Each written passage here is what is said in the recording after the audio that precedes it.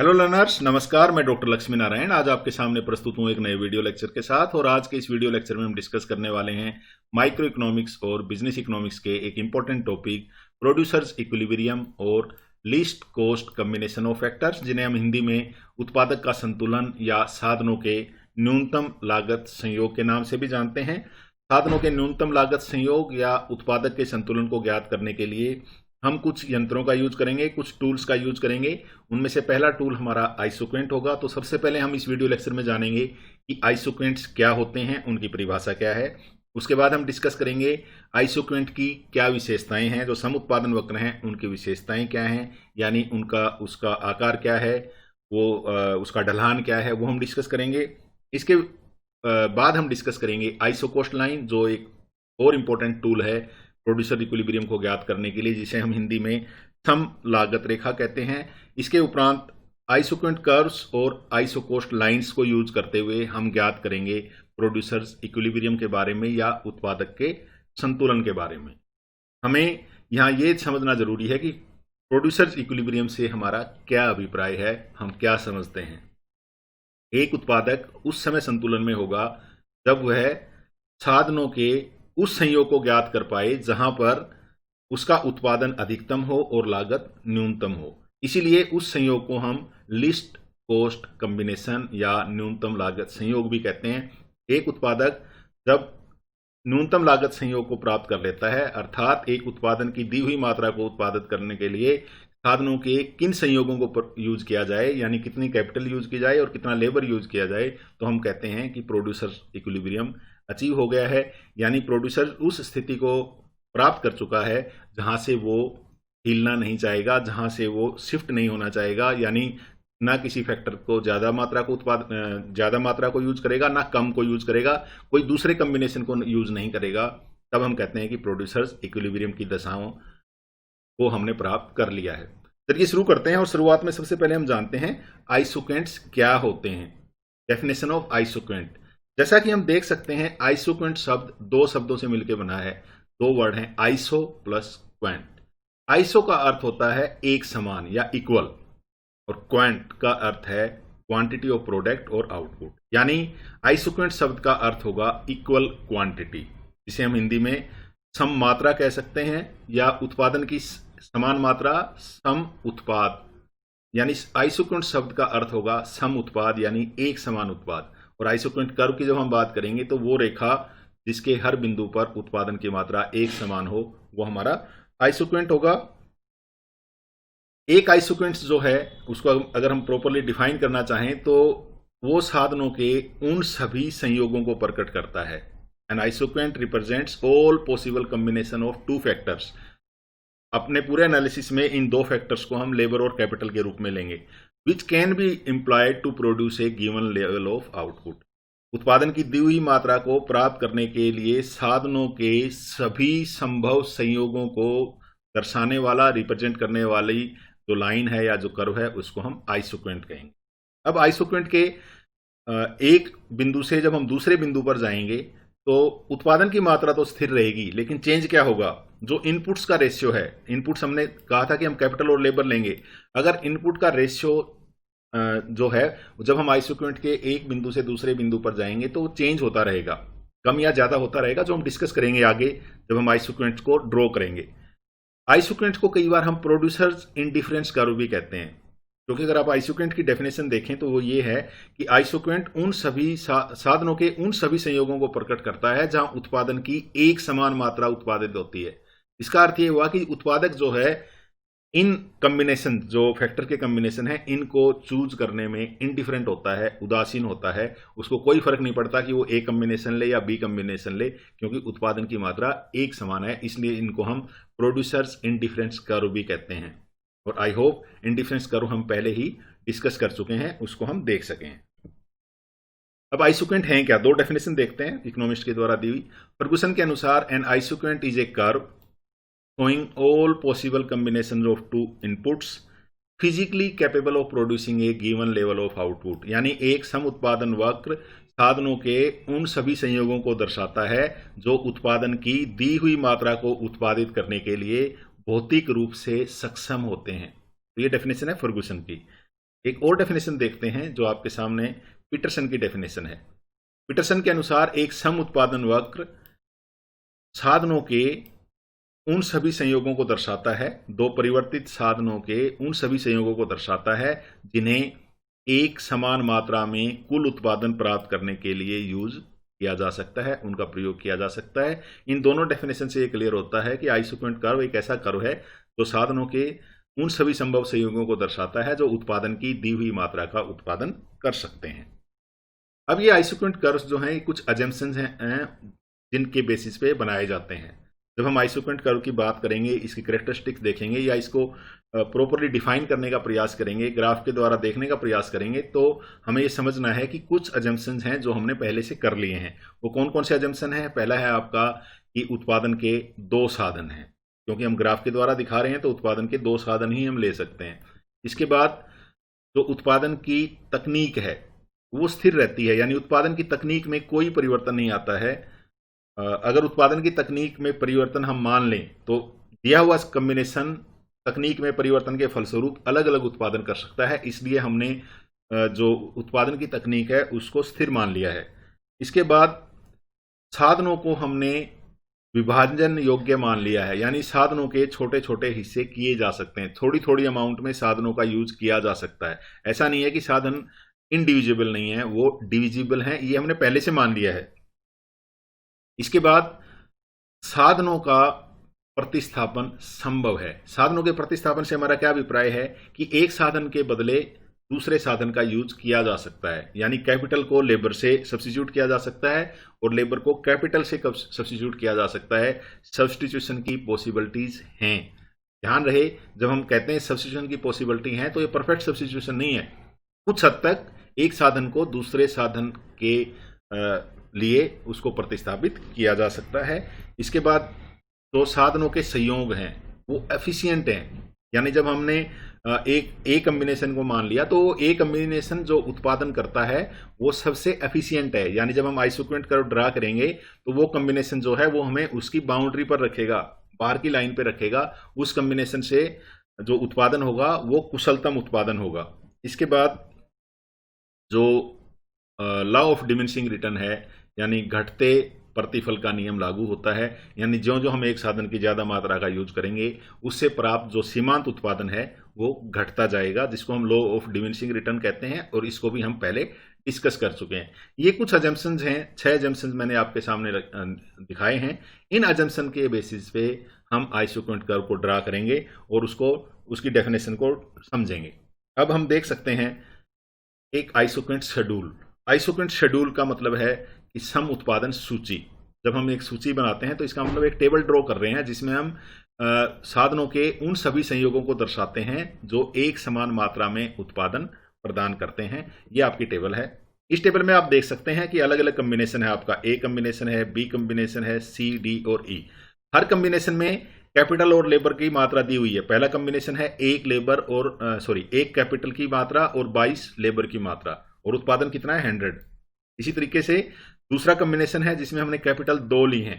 अब हमने अगर क्योंकि कैपिटल की मात्रा बढ़ा दी है तो इसके कारण हमें जो लेबर की मात्रा है वो घटानी पड़ेगी, क्योंकि तभी तो उत्पादन सेम होगा। तो जो लेबर है, दूसरा कम्बिनेशन है 2 कैपिटल की मात्रा और 14 लेबर की मात्रा। इसी तरीके से सी, डी और ई कम्बिनेशन है। अब इन सारे कम्बिनेशंस को हम एक ग्राफ के द्वारा भी दिखा सकते हैं, जो हम दिखाने का प्रयास करेंगे। यहां मैंने एक्स एक्सिस पे कैपिटल ली है और वाई एक्सिस पे हमने लिया है लेबर।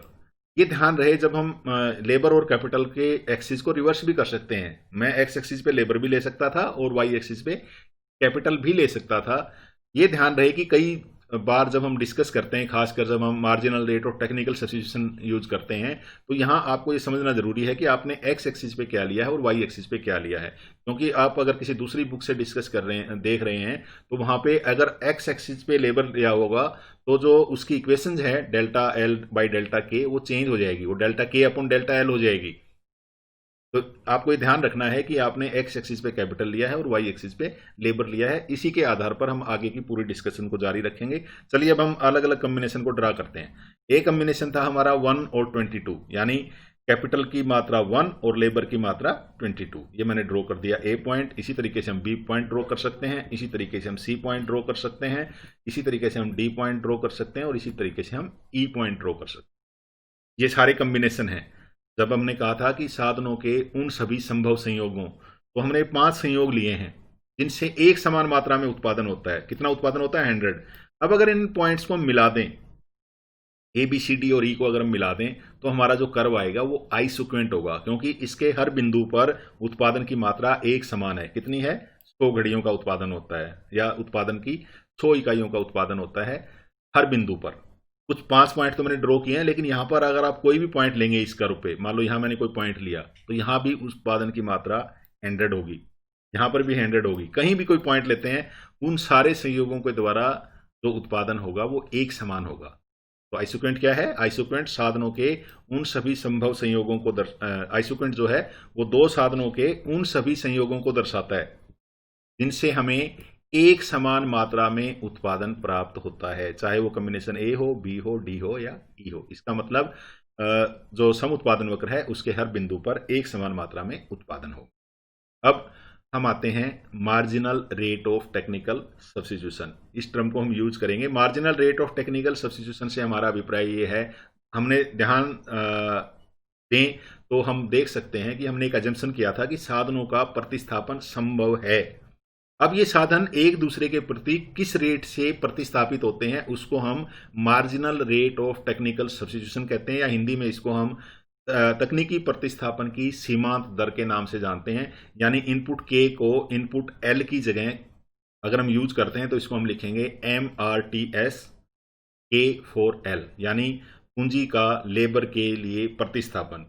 पूंजी की वो मात्रा है जिसे लेबर के लिए प्रतिस्थापित किया जा सकता है और उत्पादन की मात्रा को स्थिर रखते हुए। ये ध्यान रखना, जब हम आइसोक्वेंट की बात कर रहे हैं उत्पादन की मात्रा स्थिर है। अलग अलग कॉम्बिनेशन में अगर हम पीछे भी जाएं तो लेबर और कैपिटल की अलग अलग मात्रा का कॉम्बिनेशन का यूज हो रहा है। तो जब हम कैपिटल की मात्रा बढ़ाएंगे तो हमें लेबर की मात्रा को कम करना पड़ेगा।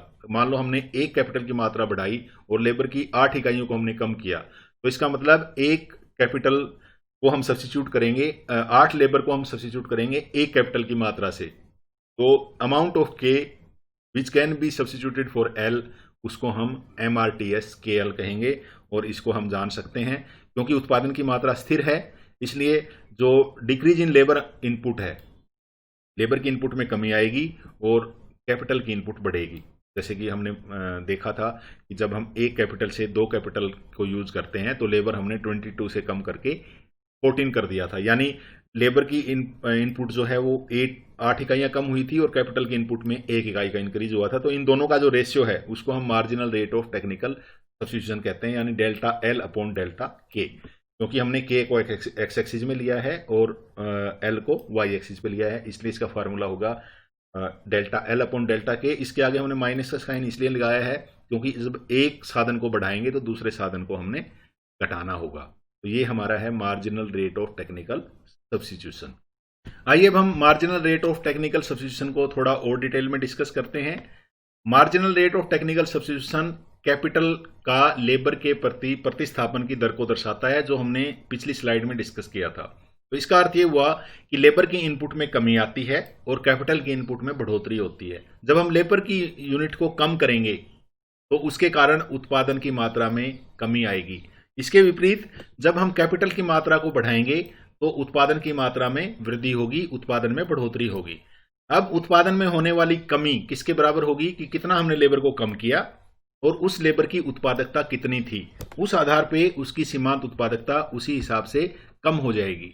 इसके विपरीत जब हम कैपिटल की मात्रा को बढ़ाएंगे तो उत्पादन में वृद्धि होगी और उस उत्पादन की मात्रा में होने वाली वृद्धि बराबर होगी MPK इंटू डेल्टा K के बराबर, क्योंकि लेबर की मात्रा में होने वाली कमी के फलस्वरूप उत्पादन की कुल मात्रा में कमी आती है।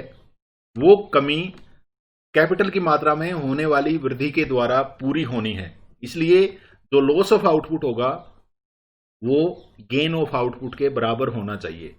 यानी लेबर की मात्रा में अगर हम कमी करते हैं तो जो लॉस ऑफ आउटपुट होगा वो कैपिटल की मात्रा में होने वाली वृद्धि के गेन ऑफ आउटपुट के बराबर होना चाहिए।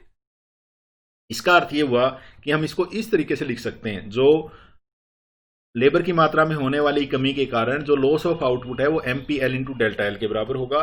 कैपिटल की मात्रा में होने वाली वृद्धि के कारण जो गेन ऑफ आउटपुट है वो MPK इंटू डेल्टा के बराबर होगा। इन टर्म्स को अगर हम थोड़ा सा रीअरेंज करें, डेल्टा के को इधर ले आएं और MPL को राइट ले आएं और इक्वेशन को अगर हम थोड़ा सा रीएडजस्ट करें तो हमारी नई इक्वेशन हो जाएगी delta L upon delta K is equal to MPK upon MPL। तो हमारा MRTS KL का जो फार्मूला था वो चेंज हो जाएगा, डेल्टा एल अपॉन डेल्टा के साथ साथ वो बराबर हो जाएगा MPK डिवाइडेड बाई MPL। तो ये हमारा MRTS KL है, यानी marginal rate of technical substitution of capital for labour is equal to minus delta L upon delta K is equal to MPK divided by MPL। अब जो हमने table draw की थी जिसके आधार पे हमने आइसोक्वेंट कर्व ड्रॉ किए थे, उसके आधार पे फिर से हम देखते हैं जब हम ए कॉम्बिनेशन से बी कॉम्बिनेशन पे जाते हैं तो हमने कैपिटल की मात्रा में 1 यूनिट की बढ़ोतरी की है और लेबर की मात्रा में हमने 8 यूनिट की कमी की है। तो हमारा जो marginal rate of technical substitution किसके बराबर था, डेल्टा एल अपॉन डेल्टा के। यहाँ डेल्टा एल कितना है, लेबर की मात्रा में कितना परिवर्तन हुआ 8 इकाइयों का, और कैपिटल की मात्रा में कितना परिवर्तन है 1 इकाई का। तो हमारा MRTS हो जाएगा 8:1। इसी तरीके से जब हम बी से सी पॉइंट पे जाएंगे तो डेल्टा के हमारा 1 होगा और डेल्टा एल हमारा 4 होगा। तो रेशियो हमारा MRTS क्या था, delta L that is 4 divided by delta के दैट इज 1, तो 4:1 हो जाएगा। इसी तरीके से जब हम सी से डी पॉइंट पे जाएंगे तो हमारा डेल्टा एल बाई डेल्टा के 2:1 होगा और डी से ई हमारा जो MRTS है 1:1 होगा। यहाँ एक चीज ध्यान देने योग्य है कि जो जो हम कैपिटल की मात्रा को बढ़ाते हैं क्यों तो हमारा MRTS जो है वो घटता जाता है, यानी जो जो हम लेबर की ज्यादा इकाइयों का प्रयोग करते हैं तो उसके स्थान पर जितने लेबर का हम त्याग करते हैं, जितने लेबर को हम छोड़ते हैं, उसको कम करते हैं, वो उसके प्रतिस्थापन की दर है वो घटती जाती है। यानी एक कैपिटल के लिए ए से बी पर तो हम 8 यूनिट लेबर कम करते हैं और बी से सी तक हम 4 यूनिट कम करते हैं। तो इसका मतलब हमारा जो MRTS है वो घटता जाता है। इसको हम कई बार डिमिनिशिंग MRTS भी कह सकते हैं कि हमारा MRTS घटता है। इसको आप ग्राफ के द्वारा भी देख सकते हो। ये आइसोक्वेंट है जो हमने वहां ड्रा किया था, ABCDE अलग अलग कॉम्बिनेशंस थे। अब जब हम ए से बी पर गए थे तो हमारा जो MRTS था वो 8:1 था। अभी हमने टेबल के द्वारा देखा, बी से सी 4:1 है और सी से डी जो है हमारा 2:1 है। बेसिकली जो MRTS है ये इस आइसोक्वेंट कर्व का स्लोप है, यानी इसको अगर हम इस पॉइंट पे अगर हमें निकालना है तो अगर हम एक टेंजेंट लाइन खींचेंगे तो वो जो टेंजेंट लाइन है उसका जो स्लोप है वो आइसोक्वेंट कर्व का स्लोप होगा, ये हमें पता है। अब ये जो स्लोप है ये अलग अलग पॉइंट्स पे अलग अलग होगा। अगर आप इस आइसोक्वेंट के A to B वाले हिस्से को देखेंगे और वहां स्लोप टेंजेंट लाइन ड्रॉ करेंगे और D और E वाले हिस्से पे टेंजेंट लाइन ड्रॉ करेंगे तो दोनों का स्लोप अलग अलग होगा। इसका अर्थ ये हुआ कि जो आइसोक्वेंट कर्व है उसकी शेप इस MRTS के द्वारा डिटरमाइंड होगी, क्योंकि स्लोप चेंज होगा और उसी हिसाब से हमारा आइसोक्वेंट कर्व भी उसकी शेप भी चेंज होगी। क्योंकि यहाँ पे MRTS घट रहा है 8:1, 4:1, 2:1, तो हमारी जो शेप होगी आइसोक्वेंट कर्व की वो कॉन्वेक्स टू ओरिजिन होगी, क्योंकि हमारा MRTS घट रहा है। मान लो ये 8:1 ही होता यहाँ भी तो ये स्लोप एक समान होता, तो उस कंडीशन में हमारा जो आइसोक्वेंट कर्व बनता वो सीधी लाइन बनती, क्योंकि हर 2 पॉइंट के बीच में जो स्लोप है वो हर समय एक समान होगा। इसके विपरीत मान लो ये बढ़ रहा होता, हमने 8:1 का यहाँ पे ये मान लो 12:1 होता, यहाँ पे ये 14:1 होता, तो उस कंडीशन में हमारा MRTS जो है वो कॉनकेव टू ओरिजिन होता, क्योंकि MRTS बढ़ रहा है। क्योंकि MRTS घटता है जैसा कि हमने टेबल के द्वारा देखा, तो उस कंडीशन में हमारा जो आइसोक्वेंट कर्व है उसकी जो शेप है वो कॉन्वेक्स टू ओरिजिन होगी और उसका जो स्लोप होगा वो नेगेटिव होगा। ये आइसोक्वेंट कर्व की 2 मुख्य विशेषताएं भी हैं कि उसका एक तो स्लोप जो है वो नेगेटिव होता है, यानी जब हम एक साधन को घटाते हैं तो दूसरे साधन की मात्रा को हमें बढ़ाना पड़ेगा ताकि उत्पादन स्थिर रहे।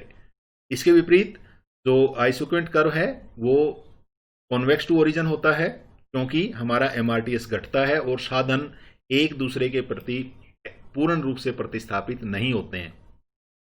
पूर्ण रूप से प्रतिस्थापन का मतलब है कि लेबर को कंप्लीटली कैपिटल के द्वारा रिप्लेस किया जा सके और कैपिटल को कंप्लीटली लेबर के द्वारा रिप्लेस किया जा सके, ऐसा नहीं है। पूर्ण प्रतिस्थापन नहीं है, अपूर्ण प्रतिस्थापन है। और एमआरटीएस दो फैक्टर के बीच में घटती है, इसलिए हमारा आइसोक्वेंट कर्व जो है वो कॉन्वेक्स टू ओरिजिन होता है। और कॉन्वेक्स टू ओरिजिन क्यों होता है? क्योंकि हमारी एमआरटीएस घटती है। अगर ये कांस्टेंट होगी तो स्ट्रेट लाइन होगी, अगर ये बढ़ रही होगी तो कॉनकेव होगा। और अगर दो साधन एक फिक्स रेशियो में यूज होते हैं जिनको हम कॉम्प्लीमेंट्री फैक्टर कहते हैं, अगर फैक्टर एक दूसरे के कॉम्प्लीमेंट्री हैं तो उस कंडीशन में हमारा जो आइसोक्वेंट है वो एल शेप का होगा। तीसरी जो मुख्य विशेषता आइसोक्वेंट कर्व की वो ये है कि दो आइसोक्वेंट कर्व कभी भी एक दूसरे को नहीं काटते हैं। यहाँ पे मैंने दो आइसोक्वेंट कर्व दिखाए हैं जो एक दूसरे को काट रहे हैं। IQ1 जिसपे S पॉइंट है और R पॉइंट है, दोनों पर उत्पादन की मात्रा 100 है। IQ2 पर भी 2 पॉइंट है, K और S, जहां पे उत्पादन की मात्रा 200 है। अगर आप अब ध्यान से देखें तो S और R एक ही आइसोक्वेंट कर्व IQ1 पे लाई करते हैं और 100 यूनिट का उत्पादन दिखाते हैं। S और K भी दोनों IQ2 पर लाई करते हैं और 200 यूनिट का प्रोडक्शन दिखाते हैं IQ2 पर। अब अगर आप देखें तो S जो है वो IQ1 पर भी है और IQ2 पर भी है, यानी S बिंदु पर एक जगह तो 100 यूनिट का प्रोडक्शन होता है और S बिंदु पर दूसरी जगह 200 यूनिट का प्रोडक्शन होता है, जो पॉसिबल नहीं है क्योंकि S जो है वो साधनों का जो संयोग है, कैपिटल और लेबर की जो मात्रा है वो S कॉम्बिनेशन पे स्थिर है, चाहे वो IQ1 पे हो या IQ2 पर हो। तो ऐसा नहीं हो सकता कि साधनों का एक संयोग एक बार तो 100 यूनिट का प्रोडक्शन करे और दूसरी बार 200 का यूनिट का प्रोडक्शन करे, ऐसा पॉसिबल नहीं है। इसलिए हमने जो अज्यूम किया है, जो ये आइसोक्वेंट कर्व ड्रॉ किए हैं, ये गलत किए हैं। इसका अर्थ ये हुआ कि दो आइसोक्वेंट कर्व कभी भी एक दूसरे को नहीं काटते हैं और ना ही वो एक दूसरे को टेंजेंट होते हैं, क्योंकि जब एक दूसरे के टेंजेंट होंगे वहां भी काटेंगे, इसलिए कभी भी दो आइसोक्वेंट कर्व एक दूसरे को स्पर्श करते हुए नहीं जाते। सम उत्पादन वक्र की चौथी विशेषता है कि जितना ऊंचा सम उत्पादन वक्र होगा वो उत्पादन की उतनी ही अधिक मात्रा को दर्शाएगा। जैसे हमारा IQ1 100 यूनिट के प्रोडक्शन को दर्शा रहा है, IQ2 एक ऊंचा आइसोक्वेंट कर्व है, यहाँ पे उत्पादन की मात्रा 200 है, IQ3 पे 300 है और IQ4 पे 400 है। अब अगर हम जितना ऊपर एक आइसोक्वेंट कर्व पे मूव करेंगे, एक आइसोक्वेंट से जब हम दूसरे आइसोक्वेंट पे मूव करेंगे तो उस कंडीशन में हमारा उत्पादन जो है वो बढ़ता जाएगा, वो ऊंची उत्पादन की मात्रा को दर्शाएगा। ऐसा इसलिए होता है कि जब ऊंचे आइसोक्वेंट कर्व पे जाते हैं तो वहां पर हम साधनों के जो संयोग को प्रयोग करते हैं वो पहले वाले साधनों के संयोग से अधिक होता है, तो उसके फलस्वरूप या तो एक साधन ज्यादा होता है या दोनों साधन ज्यादा मात्रा में हम प्रयोग करते हैं, इसलिए उत्पादन की मात्रा ज्यादा होती है। इस तरीके से हम अगर कई आइसोक्वेंट कर्व को एक साथ दर्शा देते हैं तो उसको हम आइसोक्वेंट मैप कहते हैं, यानी आइसोक्वेंट मैप जो है वो कई आइसोक्वेंट को एक साथ दर्शाता है। ये कुछ विशेषताएं थी आइसोक्वेंट कर्व की। इसके बाद जो हम अगला टूल यूज करने वाले हैं इस एनालिसिस में वो आइसोकोस्ट लाइन का है। जैसा कि नाम से पता है, आइसो का अर्थ होता है इक्वल, कोस्ट का मतलब है लागत, तो एक समान लागत को दर्शाने वाली लाइन को हम समलागत रेखा कहते हैं। समलागत रेखा दो साधनों के उन सभी संयोगों को दर्शाती है जो एक समान कुल लागत में खर्च किए प्राप्त किए जा सकते हैं, यानी जब दो साधनों को प्राप्त करने की उत्पादक की लागत एक समान हो तो उसको हम सम लागत रेखा कहते हैं। बेसिकली सम लागत रेखा जो है वो प्रोड्यूसर्स के ऊपर एक कंस्ट्रेंट इंपोज करती है, एक लिमिट इंपोज करती है कि इससे अधिक वो अपनी उस एक्सपेंडिचर से उन साधनों से जो साधनों का संयोग है उससे अधिक मात्रा में साधन वो नहीं खरीद सकता, वो इंगेज नहीं कर सकता, क्योंकि उसमें हमें कोस्ट की लिमिट इंपोज करती है आइसो कोस्ट लाइन की। क्योंकि जो प्रोड्यूसर का एक्सपेंडिचर है उस वो अगर दिया हुआ है तो उस दिए हुए एक्सपेंडिचर से वो केवल खास कॉम्बिनेशन ही इंगेज कर सकता है, परचेज कर सकता है। तो इसका अर्थ ये हुआ आइसो कोस्ट लाइन जो है वो उन सारे संभव संयोगों को दर्शाती है जो उत्पादक एक दिए हुए मात्रा को उत्पादन करने के लिए अपने कुल एक्सपेंडिचर से प्राप्त कर सकता है। यानी साधनों के वो सारे संयोग जिनको प्राप्त करने के लिए एक उत्पादक को एक समान मात्रा में लागत लगानी पड़े उसको हम सम लागत रेखा कहते हैं। यानी साधनों के वो सारे संयोग जिनको खरीदने में उत्पादक की जो लागत है वो एक समान आए, वो हमारी आइसो कोस्ट लाइन है। ये बजट कंस्ट्रेंट है प्रोड्यूसर का। यहाँ पे आप देख सकते हैं कि अलग अलग कॉम्बिनेशन हमने दिए हैं कैपिटल का और लेबर का, और जो कुल बजट है यानी कुल लागत जो है उत्पादक की वो 24 है। यानी ए संयोग भी खरीद सकता है उत्पादक, बी भी खरीद सकता है कैपिटल और लेबर के, सी भी खरीद सकता है, डी बी या और ई बी। हर कंडीशन में उसकी जो लागत है वो एक समान होगी, 24 रुपीज यहाँ पे है। तो आइसोकोस्ट लाइन क्या है? आइसोकोस्ट लाइन साधनों के उन सारे संयोगों को, ए बी सी डी और ई सारे संयोग हैं जिनको खरीद सकती है, उत्पादक खरीद सकता है अपने दिए हुए बजट में। यानी हर बिंदु पर जो ए पर संयोग है, बी पर संयोग है, सी पर संयोग है, डी पर या ई पर है, हर को खरीदने में उत्पादक की लागत एक समान आती है। यहाँ पे हमने इसको 24 दिखाया है, इसको आप 24,000 भी समझ सकते हैं कि ये लागत है वो एक समान है। अब अगर हम ए को लें तो ए में हमने केवल लेबर को यूज किया है। लेबर को अगर हम केवल एक उत्पादक लेबर को यूज करना चाहे तो मजदूरी की दर मान लो हम 2 मानते हैं, तो उस कंडीशन में 12 इंटू 2। इसी तरीके से अगर केवल कैपिटल यूज करता है और रेंट रेट जो है कैपिटल का वो 6 है, तो उस कंडीशन में it can afford only 4 unit of capital. तो इस तरीके से जो हमारी आइसोकोस्ट लाइन है वो दो साधनों के उन सारे संयोगों को प्रकट करती है जो एक समान लागत के द्वारा खरीदे जा सकते हैं। अगर हमने उस लागत को स्थिर कर दिया, हमने कह दिया कि उत्पादक के पास केवल 24,000 रुपये ही हैं खर्च करने के लिए या 24 रुपये ही हैं खर्च करने के लिए, तो उस कंडीशन में उन जो उसका बजट है या जो उसकी कॉस्ट जो हमने इम्पोज की है, लिमिट इम्पोज की है, उसके हिसाब से इस लाइन के अंदर के साधनों के संयोग को तो वो उत्पादक खरीद सकता है, लेकिन इसके बाहर के संयोगों को वो उत्पादक नहीं खरीद सकता। इसलिए इनको हम अनअटेनेबल कॉम्बिनेशन कहते हैं और इस लाइन के अंदर के जो कॉम्बिनेशन है वो हमारे अटेनेबल कॉम्बिनेशन हैं। अब अगर इस लाइन के हम एक बिंदु से दूसरे बिंदु पर जाते हैं, ध्यान रखना स्ट्रेट लाइन है, स्ट्रेट लाइन है तो ये इसका जो स्लोप है वो स्थिर रहेगा। हम किन्हीं भी 2 पॉइंट को ले सकते हैं। मैंने सी से डी पॉइंट लिया, अगर मैं बी से सी लेता तब भी इसका स्लोप क्योंकि एक जैसा है तो आंसर हमारा एक ही आना था। जब हम सी से डी पॉइंट पे जाते हैं तो सी से डी पॉइंट पर जाने के लिए हमें जो लेबर की मात्रा जो है वो घटानी पड़ेगी और कैपिटल की मात्रा हमें बढ़ानी पड़ेगी, क्योंकि लेबर को कम खरीदेंगे तो हमारी कॉस्ट घटेगी और लेबर को कैपिटल हम ज़्यादा खरीदेंगे तो हमारी कॉस्ट बढ़ेगी, लेकिन ये दोनों एक दूसरे के बराबर होनी चाहिए। तो इस कंडीशन में जो हमारा स्लोप आएगा वो आएगा डेल्टा एल अपॉन डेल्टा के बराबर। डेल्टा एल कितना है? सी से डी 3 है और जो डेल्टा के है वो कितना है? +1 है। तो इस कंडीशन में हमारा जो आइसोकोस्ट लाइन का स्लोप आएगा वो -3:1 होगा। माइनस इसलिए कि डेल्टा एल माइनस है और डेल्टा के पॉजिटिव है, तो -3/+1 इज इक्वल टू 3/1 ये हमारा आ जाएगा और ये बराबर होगा विद द रेशियो ऑफ साधनों की कीमत का जो रेशियो है, ratio of the price of factors के इक्वल होगा। यानी जो हमारा स्लोप ऑफ आइसोकोस्ट लाइन है that would be equal to delta L upon delta K is equal to P K divided by T L. आइए अब हम आइसोकोस्ट लाइन और आइसोकोस्ट कर्व को यूज करते हुए प्रोड्यूसर इक्विलिब्रियम को ज्ञात करते हैं। प्रोड्यूसर इक्विलिब्रियम या उत्पादक का संतुलन, जिसे हमने ऑप्टिमम फैक्टर कॉम्बिनेशन यानी जो साधन संयोग जिसके फलस्वरूप अधिकतम उत्पादन प्राप्त हो, या न्यूनतम लागत संयोग, साधनों का वो संयोग जो उत्पादक को न्यूनतम लागत में उत्पादन प्राप्त करे, तो दोनों के नाम से जानते हैं हम प्रोड्यूसर इक्विलिब्रियम। वो स्थिति है जिसमें उत्पादक साधनों के उस संयोग को ज्ञात कर सके जहां पर उसके उत्पादन की मात्रा अधिकतम हो और लागत जो है वो न्यूनतम हो। और ये जो कंडीशन है ये टेंजेंसी कंडीशन पे पूरी होती है, जिसको हम आगे डिस्कस करने वाले हैं। प्रोड्यूसर इक्विलिब्रियम की पहली शर्त, जिसको हम नेसेसरी शर्त कहते हैं, आवश्यक शर्त कहते हैं, वो ये है कि at the point of equilibrium the isocost line must be tangent to isocost curve. मैं 2 कर्व यहाँ पे ड्रा करूंगा और हम देखेंगे कि यहाँ पर ये शर्तें पूरी नहीं हो रही हैं। ए पॉइंट, इस पॉइंट पे ये शर्त पूरी नहीं होती है, इसलिए ये इक्विलिब्रियम का पॉइंट नहीं होगा, क्योंकि ए एक ऐसे रीजन में आता है जो अनअटेनेबल है, जो हमने बजट लिमिट इम्पोज की है, मैक्सिमम कॉस्ट की जो लिमिट इम्पोज की है उसके आधार पर ए पॉइंट जो है वो अनअटेनेबल है, इसलिए कंज्यूमर इक्विलिब्रियम का पॉइंट नहीं होगा।